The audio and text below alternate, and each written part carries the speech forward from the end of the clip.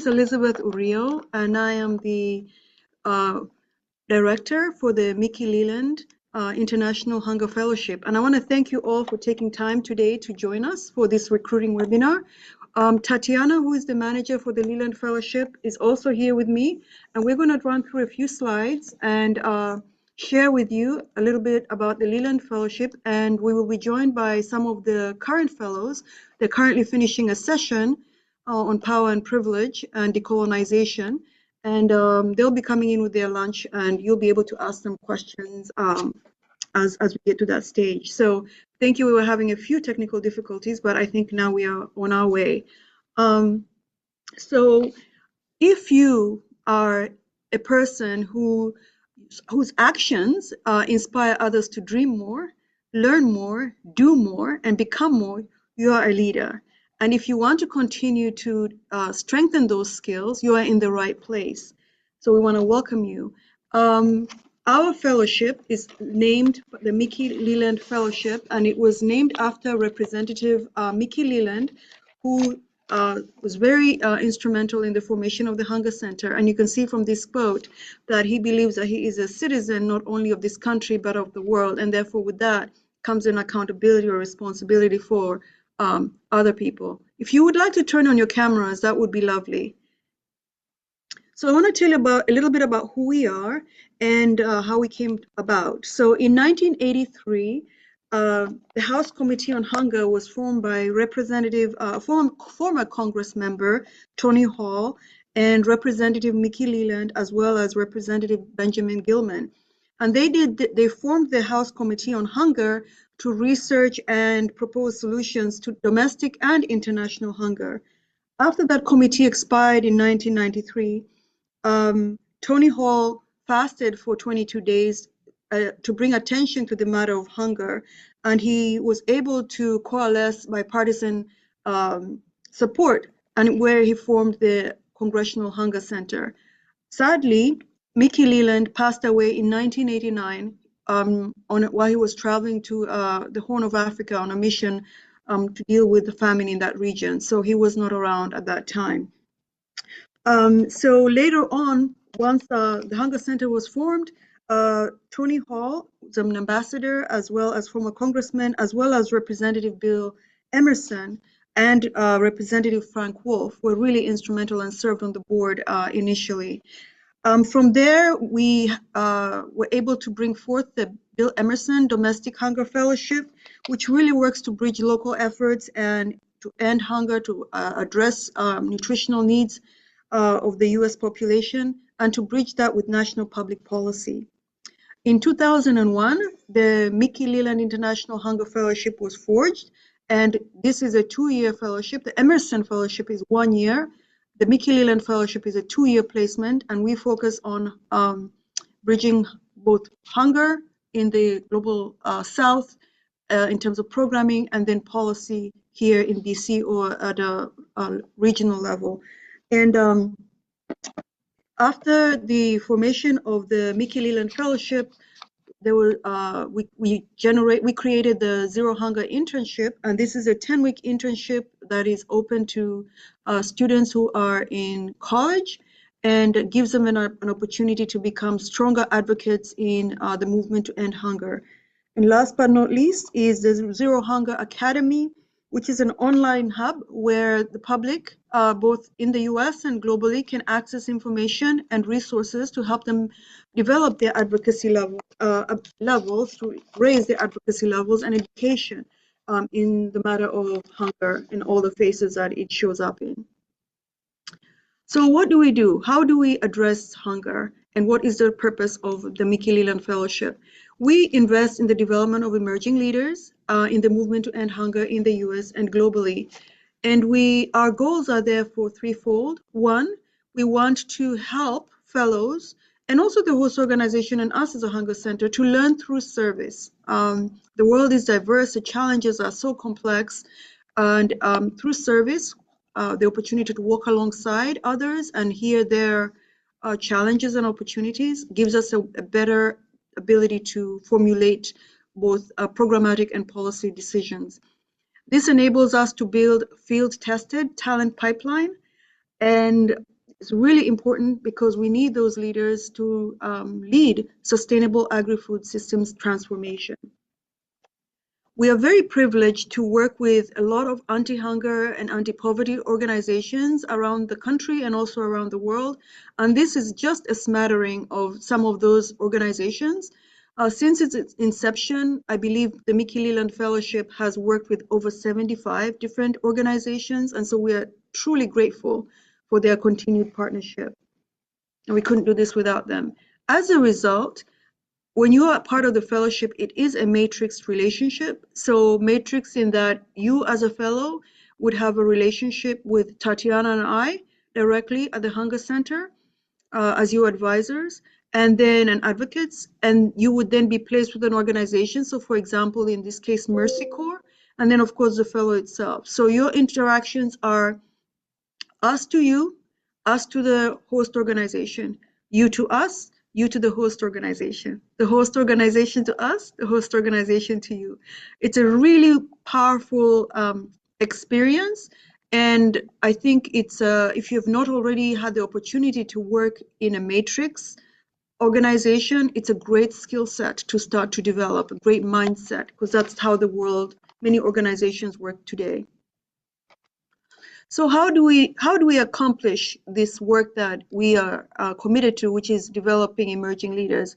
Well, we do it, as I mentioned, through the Mickey Leland Fellowship through 2 placements.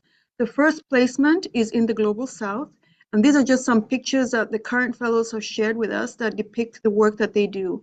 So upper left hand corner, these are refugees in Uganda working on the production of sustainable briquettes for energy use.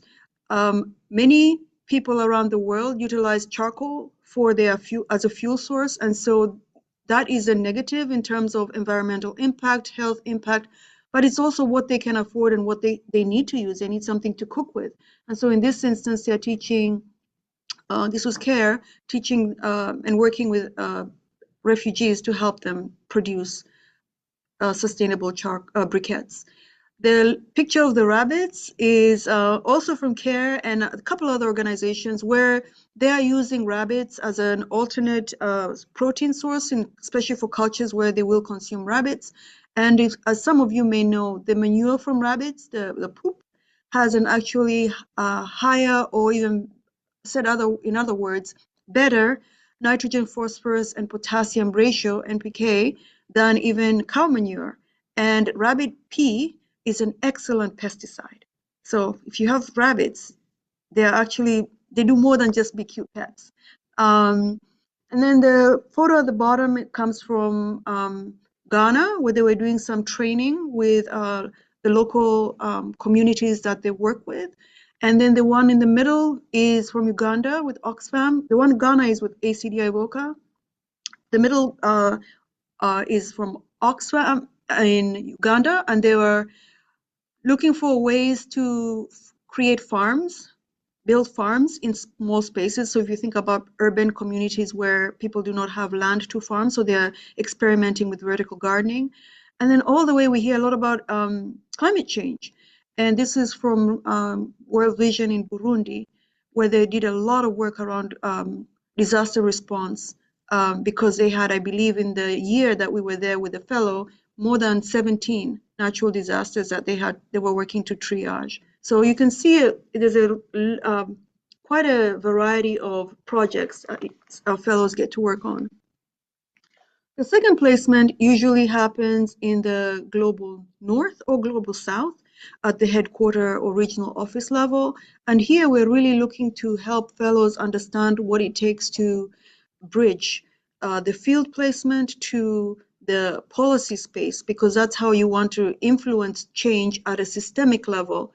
I forgot to add that in the program, in the field placement, fellows focus on program development, program design, fundraising, monitoring, evaluation, implementation work. In the policy space, it's around advocacy and learning how to influence without lobbying stakeholders to drive change. In the interest of time, I won't explain all of these pictures, but it just, happy to answer questions, and I'm sure the fellows will be able to tell you more in better color, right? But you see here that I hope the pictures do speak for themselves. The other way that we invest in emerging leaders is through training and advising. And here's some pictures that show we have 4 training sessions or retreats as we're having this week, where fellows will either come into the DC area with us for a week, and we will have programming. This week we had speakers on Monday who spoke around what is policy work, why is policy work important?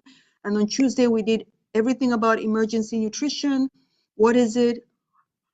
What is the cause? What are the responses? What are the limitations and challenges? And we had speakers from CDC, USAID, BHA. We had speakers from World Food Program. And then today we're talking about decolonization.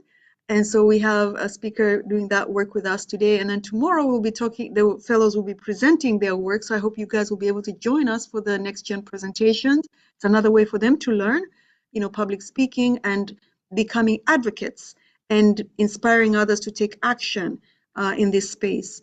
And we provide 360 feedback to them. They will also be doing that tomorrow, receiving 360 feedback from their placement locations. And we'll have a coach in terms of how to metabolize what they heard. What are your strengths? How do you play to your strengths? What are your growth edges or opportunities? And how do you address those as you move forward? And then on Friday, we will talk about your personal theory of change and how you craft one, and then do some volunteering in the community. So that gives you a sense of some of the trainings that we do for the fellows. We also provide a stipend, which we call a professional development fund for the fellows each year, which they can use for language lessons. If, for example, you are placed in a country like Tajikistan where you need to have Russian, you may have some Russian, but you may require more. And so you can use your fund to do that. Or you may be a person who's working in the gender space, and there's some great webinars or courses out there that you want to take to strengthen your skills in that space, and you can use it there. Or others have attended conferences. For example, recently there was a conference in Rwanda, the Africa Food Summit. And so some of the fellows decided, you know what, I want to save my money and go to Rwanda and attend the food summit. So that's another use for the stipend. So in terms of what you can expect next, what you can expect from the Leland program is the Hunger Center. At the Hunger Center, we provide the following. We make sure that we provide coaching and advising and advocacy. We do provide a stipend that allows you to cover your housing, your moving expenses, your food, and also, most importantly, your health insurance.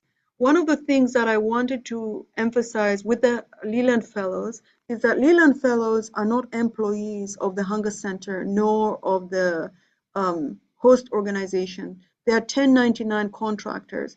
So what that means is a Leland Fellow will receive a stipend from the Hunger Center, and from that stipend, they will pay their own taxes, and they will also cover their own health insurance. But we build that into your stipend. So for example, a person living in the DC area on an annualized basis like this year would receive at a minimum $60,000 a year.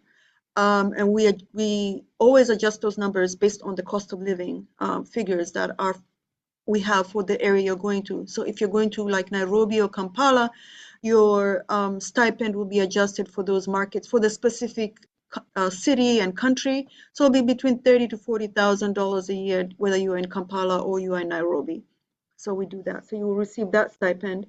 We do cover vaccinations that are required based on the country that you will be placed in.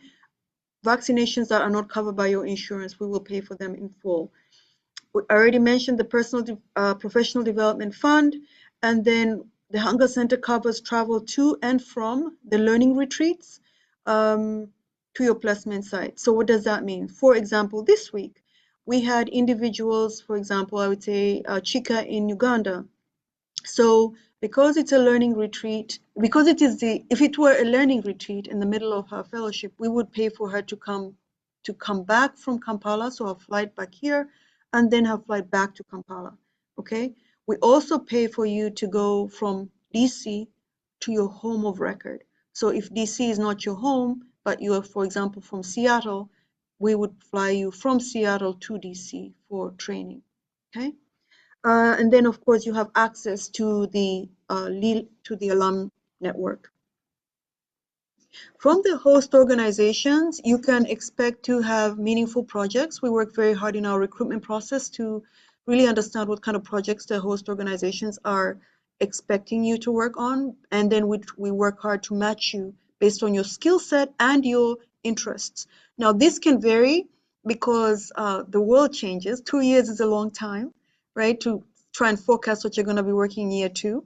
But also funding changes. So the host organization may have funding for one project this year or for 2 years, and then next year they say to us, you know what, we got funding for another project that we think might even be better suited for the fellow. So it's a discussion that occurs between the fellow and the host organizations in terms of the project.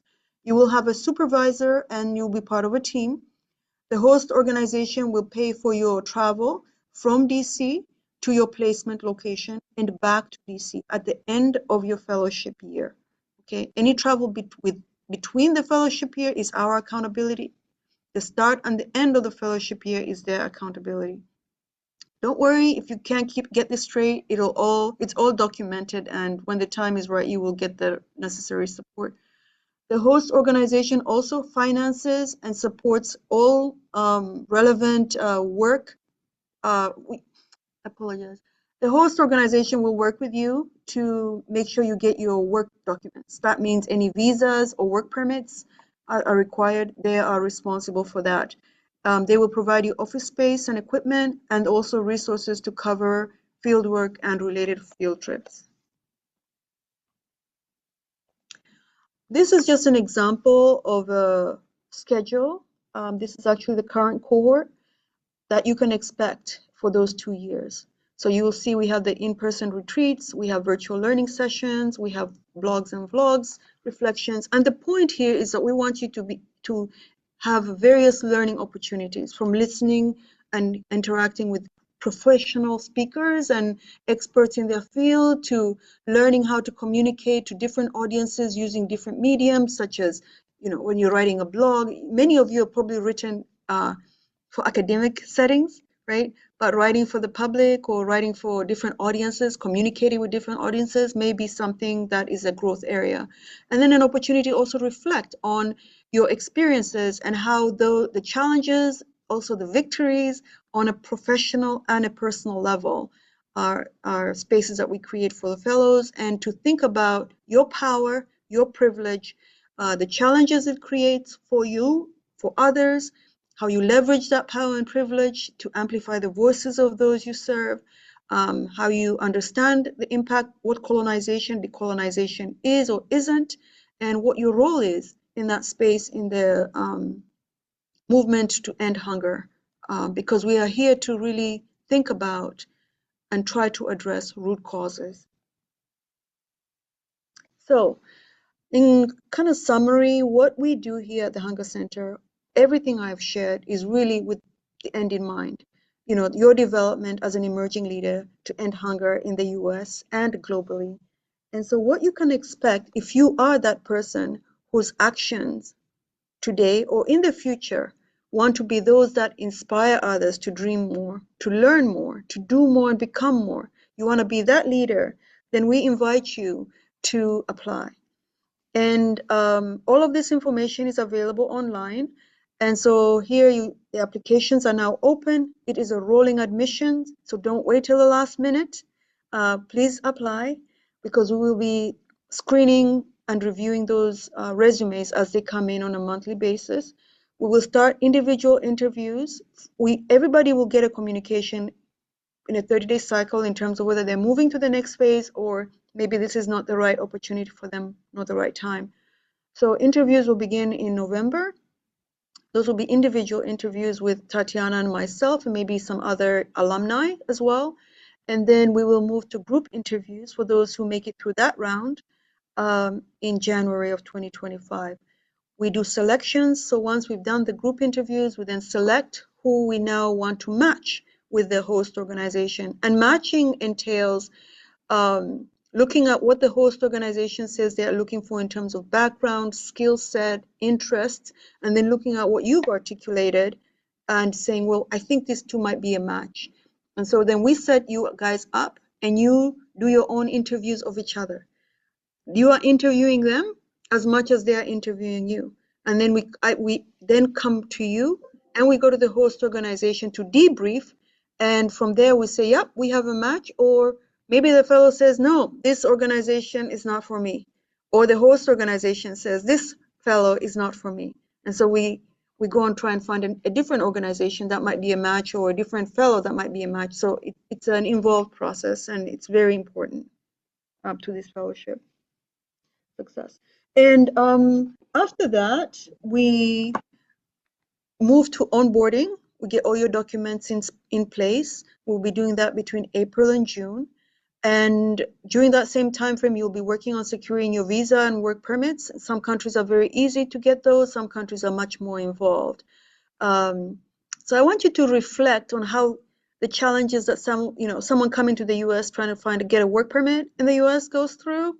If you don't already know that process, learn about it. It'll help you a lot as you go through this visa and work permit exercise. During that time, you'll also be working with the host organization to draft your statement of work, right? And so we'll do that April to June. We want to finish that in June, so July and August, September, you can focus on enjoying your summer. And then orientation for the cohort will start here in DC in October of 2025. And that after that weekend, you fly out to your placement country. That is the process. So after doing all this, what's possible? Here are just a smattering of some examples of roles people have taken on. It's by no means complete, but it's just to give you an idea of what is possible, what people do. What I don't have on the list here is last night we had an alumni networking event, and there was an alumni a Leland alum who was there, has spent some time in 2009, Leland alum, I believe. 2019, I apologize, 2019. And she had spent some time in working on sustainability, climate change in Eastern Europe, and now she's pivoted to working on behavior science in the medical arena, right? So, if you think about what you're doing as transferable skills, a lot of the skills you learn and the contexts you operate in can equip you and enable you to do a lot of different things, a lot more than you can probably imagine today. Okay?